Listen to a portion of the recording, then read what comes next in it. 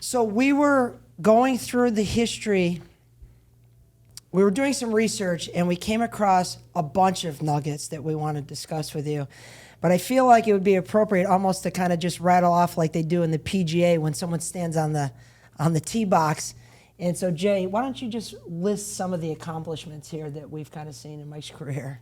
So the simple way to put it would be, you're a fucking Renaissance man. Absolutely. Thank you. Absolutely. I mean, Boston Red Sox legend, first and foremost. Thank you. A lot of people may not know you were a football quarterback, Yep. offered a scholarship at the University of Miami, Yeah. Who he would have been competing against. Vinny Testaverde. Yeah. Yeah. You're also a professional bass fisherman.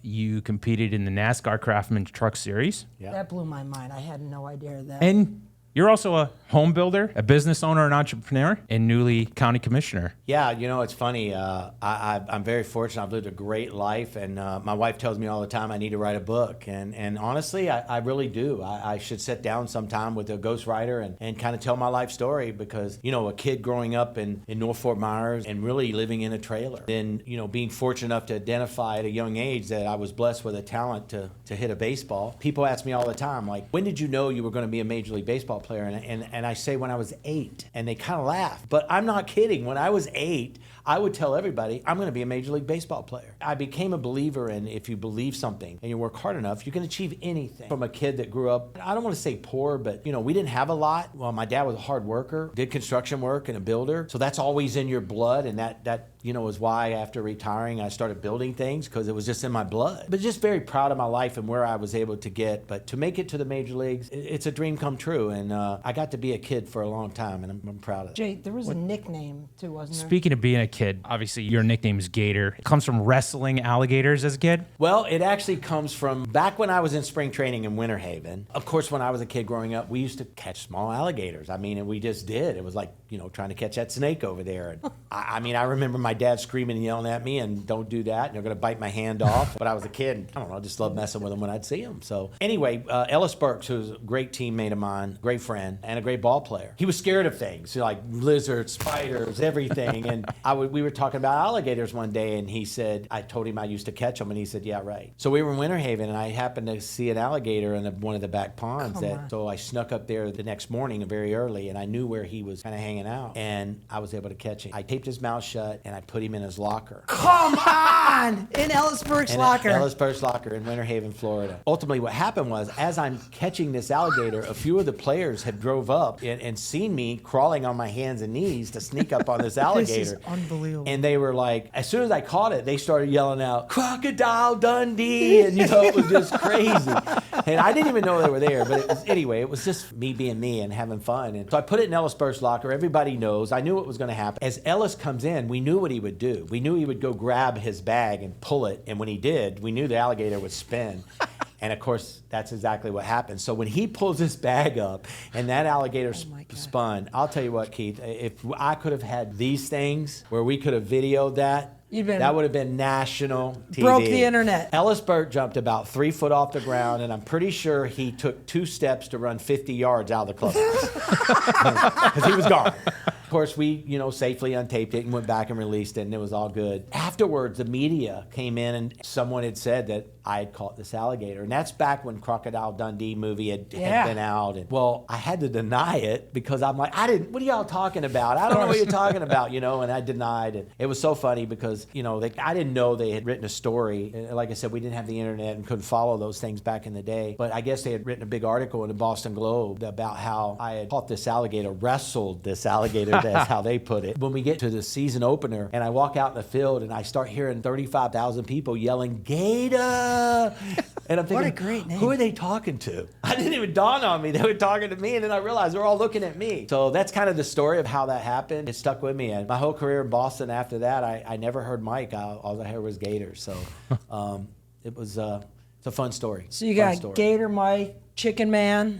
A lot of weird nicknames. Well, there was a going lot around. of weird guys on that ball club. Yeah. I mean, we had, Jim Rice and Dwight Evans and Wade Boggs and Marty Barrett, Ellis Burks. We had such a great ball club. I mean, just some severe talent. And fortunate, I got to play with so many of my heroes. I mean, I used to pretend like I was Tom Seaver in the backyard in 1985 when I got to Major Leagues. My first game, Tom Seaver was there. And he was playing with the Red Sox. And he was a great player with the Mets, but he was an idol growing up. I played in a great era of baseball. Yeah, I you really did. did. It was a great time in baseball with all the baseball cards being such a huge thing, steroids being such a huge thing, Oh, yeah. guys breaking records like crazy. And that's one of the things that I never did. I never did the steroids. I can honestly say there's been times I regretted it because I see there was no consequences, but those guys were able to achieve some things that I think I could have easily achieved if I was willing to cheat, and I just wasn't willing to cheat.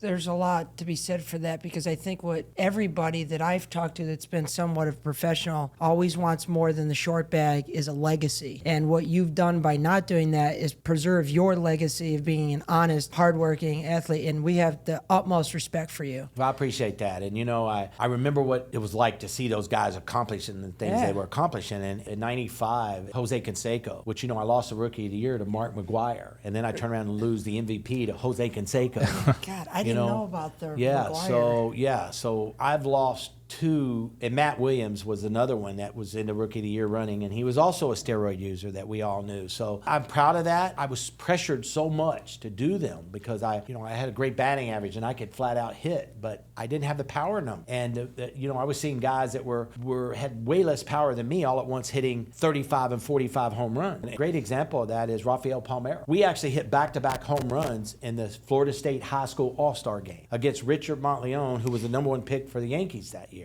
If you look at our first 5 years of our career, they're almost identical. I kind of beat him in power numbers and beat him in almost everything, but just very, very close. And then all at once, he's starting to beat me in everything. And ironically, if you look back in history, him and Jose became teammates. And when that happened, he became a steroid guy. And it was pretty obvious that he goes out and hits 500 home runs. And there was no question in my mind he was on steroids and eventually was caught. Yeah, I have a million stories about baseball, by the way. We have two good ones, but I would like to touch on the one that you found.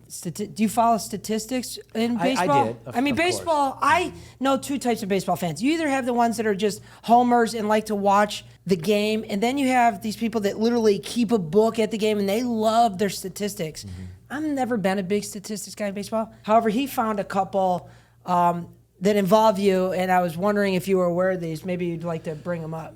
Yeah, I'd love to see them. One in particular just absolutely blew my mind. This I is just want cool. to play this for you real quick. Okay. Yeah. Awesome. And you're not on social a lot, so do you go back? Have you even This seen? could possibly be one of the things that my son found not too long ago, and he actually brought it up, and he said he was like, "Holy cow, Daddy!" There's a couple. I mean, He didn't have a clue. You rose up a few notches in our books after some of this stuff, and You may be very familiar with this game, I'm sure, because you played in it. What in the world got into Mike Greenwell tonight? He was like Superman and Batman and Babe Ruth all rolled into one. Was this the one he showed you? Fifth, Mike Greenwell, get used to this guy. He takes Bob Walcott deep, 2-run homer. It was 5-2. Top of the seventh, Bobby Ayala fell apart. No, we knew. Do you know the game though? So Roger had an off game, but Roger had you trouble were throwing there. the bases. He really did. Looks like he's got a little. And then Mike Greenwell, oh no, belted one deep and gone. Grand slam home run. It was suddenly 6-5 Red Sox. Oh my goodness, get out of here. Ding Dong City, Greenwell going yard. What is so remarkable about it? So do you know what the statistic is around this game? Yeah, I set the major league record for 9 RBIs in one game by one player. The only player ever Ever in history to ever do it. in history to Even do that. even today, which is 6 years later. Goes Well, opposite longer than field that with a now. double here. So 42 times there's been. 42 times a player has You can kill that. gone for 9 or more RBIs. You're the only one who's had 9 or more as his team's only runs. But at least you didn't have to see this. 10th inning, oh no, that bad man, Mike Greenwell, the single to left scores Will Cordero. Can you believe this? Greenwell single-handedly whips the M's 9-8. Unbelievable. What a day, huh? Well, I'll tell you, that day, honestly, Get the second one it queued was up. just one of those days that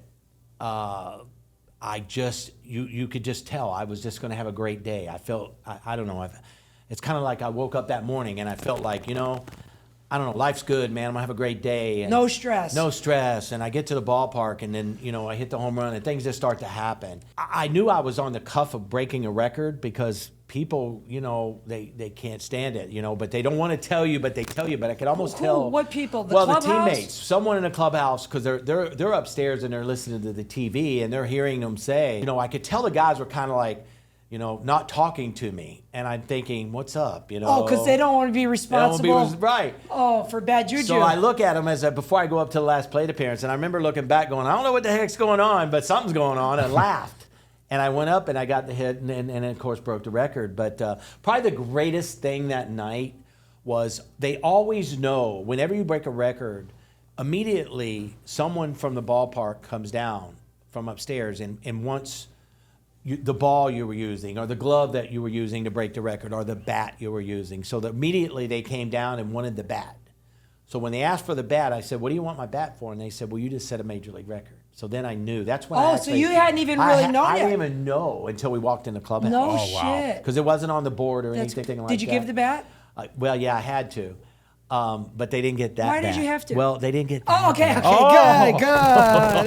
Attaboy. They got a bat. Okay. They got one of Mike Greenwell's bats. They got one of my bats, Yeah. a game-used bat. Game-used bat. But that bat is at my house. That is a really cool statistic. What's the other one? Your third, go ahead. Kid, as a Major League Baseball player, was a ding-dong, but it happened to be your third ding-dong. Your Yeah. first three. My first 3 hits in the major leagues were home runs. And I'll tell you, Keith, you want to know something? That's when you know your career is going to go downhill fast. Yeah, you set the bar kind of high. Because your bar is on the kind of game. high. Yeah. It's funny. I knew I had tied the record, and how I knew I had tied the record because the day before, it's a long story, but it's worth telling. Yes. My first at bat, it was in Toronto, and they said they put me in, and there was they were going to bring it. They brought a left-handed pitcher in, and it was a tie ball game in the 8th inning, and Bill Buckner was on second base, and when they brought the lefty in, they called me back, meaning I'm not going to get the hit. So when he called me back, I kind of dropped my head, and started walking back because I wanted to hit so bad because the guy they brought in, I faced him quite a few times that year in AAA.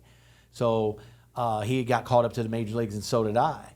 So anyway, as I walked back to the dugout, the manager says, "Hey, kid, you know this guy?" And I said, "Yes, sir. I faced him quite a few times in AAA in Pawtucket this year." And he goes, "Can you hit him?"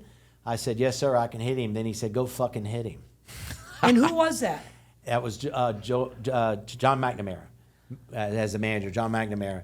And I remember. Hey, kid. Yeah. That's cool. And I turned around and I thought, oh, I'm going to hit this guy. You have to. I mean, it just, I don't know, I kind of went to another level of focus. And, of course, I hit a 2-run homer to win the ball game for us. So my first hit wasn't just a home run. It also won the ball game for us. It was a walk-off? It wasn't a What was the walk-off walk-off? because we were in Toronto. So Oh, okay. they got Yeah, up, yeah. but they didn't score, and we won the game. It was a tie ball game. We took the lead. And anyway, long story short. What's it like Welcome to hitting a the show. ding-dong in major? I mean, is it what every child dreams Oh, of? my gosh, yes. I mean, you dreamed of ever just putting a major league uniform on, but to actually hit a home run. So to know how many people have hit their first hit being a home run, there's a lot. More than we would think, Really?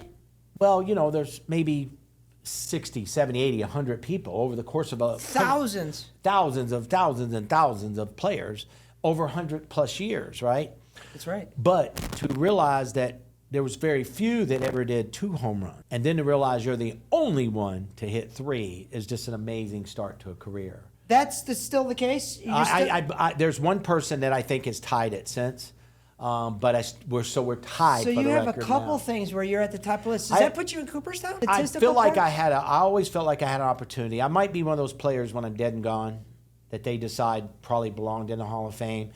What hurts me is I played in the era of steroids. So even though I have a lifetime batting average of over 300, and there's a small percentage that can even say that, especially guys that played over 10 years in the major leagues. Over 300. Yeah, so I think the percentage is in the teens, or even lower, like 11, 12, 10, 9, 8%. that had played 10 years with the amount, over so many at-bats can say that. So pretty proud of that. That's unbelievable. But I wasn't a power guy. I was just a pure hitter, what we would consider a pure hitter. So just love my career. We're very fortunate.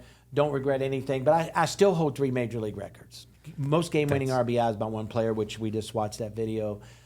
First 3 hits being home runs. And I also still hold the record for most game-winning RBIs by a player in 1 year. And I still hold that record. So will I ever be in the Hall of Fame? No, but I'm in the Red Sox Hall of Fame.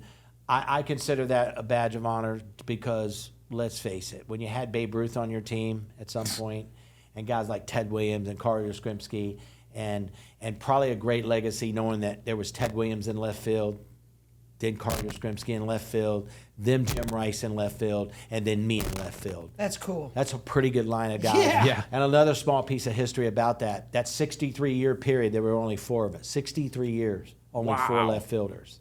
In the same 63-year period, time period, there were 12 presidents of the United States. Wow. So it's harder to be the left fielder than it is the president. Just ask Trump. That's cool. That's cool. Wow. So Trump could be president, but he can never have been the left fielder. No. Maybe he'll be president again. That would be nice. Yes. Yes. You brought up the Bambino. Was that really, the fans obviously latched onto it for obvious reasons, but did that ever come up? No, dude, there's a curse. There was a real curse. That came up. There's no question in my mind there's a real curse. How can you, if you look at our record during the era when I was there, in today's time, I think we would have made the playoffs like 9 times, but we only made it 5 times. But we could have easily made it 9 times because of when they started expanding the playoffs, right? So we had a great ball club and a great era of time, but we lost 4 straight. 4 times. Oh, excuse me, 3 times. 3 times in a row. That's unheard of. 3 times in a row. We lost 4 in a row. A team that had the best record in baseball loses 4 in a row, which was amazing. But it just wasn't meant to be. And we used to always say, that curse is real. Because, and for them to finally win the World Series and get to watch it was tremendous. Was there any Great other for the fans. superstitions like Mike Greenwell wear the same pair of underwear all season or something? I never stepped on the white line. Okay. When I entered the field or coming off the field, I never stepped on the baseline. And that was from growing up watching Sparky Anderson with Cincinnati Reds, who never did that. So I'm like, thought I was Sparky, apparently. I got to throw out the first pitch this year at Boston, and when I went in the Fenway South, and when I went out there, I made a conscious effort to jump the whole sideline. Exactly. Only because I saw all the other ball players do it. Yeah, so once you do it, you just do it. Yeah, that's my thing. But I would say probably my biggest superstition was if I ripped my batting gloves and I put a new pair on and I didn't get a hit that night, I threw them out. Gonzo. They were brand new and I'd throw them out. And then if I had a bad streak, I literally threw out one time because I think I went 5 games in a row without a hit. It might have been 6, but whatever it was a lot. To a point to where I was starting to what is wrong with me? Yeah. And those kind of things are really just in your mind. I was hitting well. I was just hitting everything right at people. It wasn't like I was striking out. Matter of fact, during that 5 or 6 game period, I think I only struck out 1 time. So I was putting the ball in play. It just wasn't meant to be. But anyway, I came in that night after just finally having enough. I threw out my batting gloves, my shoes, my underwear, my hat, everything, burn it. Everything that didn't have Boston on it went in the trash. Burn it. I went out the next day and went 3 for 4. So who knows?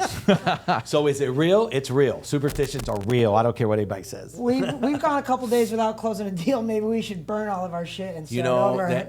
Maybe start throwing some of your shirts away. Yeah. Maybe it's time to change my underwear. Yeah, that would be nice. Before your next question, can we just go into the second video? Absolutely. And before we show this to you, I want to reference, is there a player or a pitcher through your major league career that you just said, fuck, this is not someone I want to go against today? That's the obvious one. I mean, obviously getting hit in the head by Randy Johnson. That's the video we're going to play. Right, and it's a great video.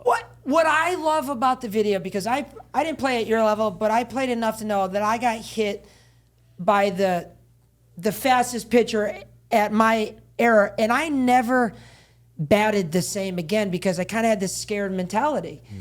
But you didn't. And that speaks volumes. And what's so ironic, well, let's go ahead and play the video. Wait, I got a question first. Yeah. Does it hurt when they throw underhand? Yeah, right. That is not That's true. a And good you one. know it. You know that's not Love true. it. Love it. But you did not act that way. And the way it stands is how you actually. The first one, when you got hit in the dome by him, to me, would put most people never stepping forward in the batting box, again, just to be timid. But you didn't do that, and I really think that ties to the business philosophy of, getting knocked down and get back. But you got knocked down in the worst possible. I mean, that could have ended your career. Could have actually killed me. Killed you. Yeah. I mean, everybody, he was killing birds. He was Wild Thing. Yeah. And, he's big. I don't even know how fast he was throwing at this The ball time. was 97 miles an hour when it hit me. In the dome. In the dome. Wow. They have that. They recorded it. It was 97 miles an hour. Let's play this video. I mean, that's fucking gas, too. Jeez.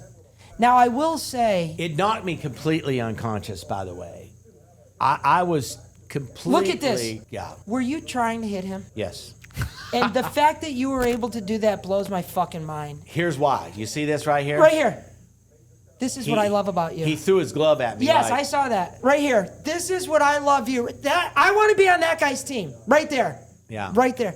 Do you feel that right now? I do. Watching it, I still feel that way, which is amazing because I still feel that way today. It's simply because, we had a rivalry. And when I give you the whole story of the rivalry, it's almost amazing. I never struck out 3 times in one game, ever. And he struck me out. The only time I did it was that game you just saw. 3. Where he struck me out 3 times. And I'd never done that. And when he threw his hand up at me, I just lost it because when you look back in history, I hit 363 lifetime off of this guy. So it wasn't like he dominated me, but I never showed him up. But for him to show me up when he had a good day, I didn't show him up when I hit a home run off of him or when I got 3 hits off of him. I like how you put some context behind it because a lot of times there's these unwritten rules in baseball like you're not supposed to do. And I could see but now understanding that, you had a phenomenal batting average. You never taunted that. You never put up a sign saying, I own you. No. And so for him to do that, that's what would cause that. Now, was that before or after he hit you? It's actually, I hit him after he hits me. They had that wrong on that video, which kind of is a shame. But he struck the 3 strikeout game when he waved you away. Yes. Happened first? But first. And then we went into the game, and I said, I'm going to hit a line drive off of him. I'm going to hit him. And all the guys were laughing, kind of laughing. And they're like, yeah, okay. And I said, no, you watch. I'm going to hit a line drive off of him. I'm going to hit him. That was the first at bat that game. And when he threw that pitch down the way, I hit the line drive, hit him on the back of the elbow, and they had to take him out of the game. That had to feel so fucking good. It was so awesome. And Dwight Evans actually said to me, dude, don't sit next to me. Anybody can call their fucking shot, something wrong with them. I love that. But after the game, here come the media, because, nobody can keep anything quiet. And then here come the media saying, we heard you called your shot. The worst thing I could have ever did was to say yes. Because now, every time I make an out, someone's going to yell, did you call that shot? Oh. You know what I mean? So I denied that I did it on purpose, but I did it on purpose. I truly said I was going to do it, and I did it. And that's an absolute fact. You got breaking news right here, right now. Man, that's cool. On this podcast. So that is cool. But it was a great story because later on in life, my sons were watching the game. Sunday Night Baseball had started after I retired, and we were watching Sunday Night Baseball, and Randy's pitching for the Yankees. And the question in the game in the 7th inning was, which player holds the highest lifetime batting average against Randy Johnson, left-handed hitter, with at least 50 at-bats? And my son said, Dad, who is it? And I didn't know.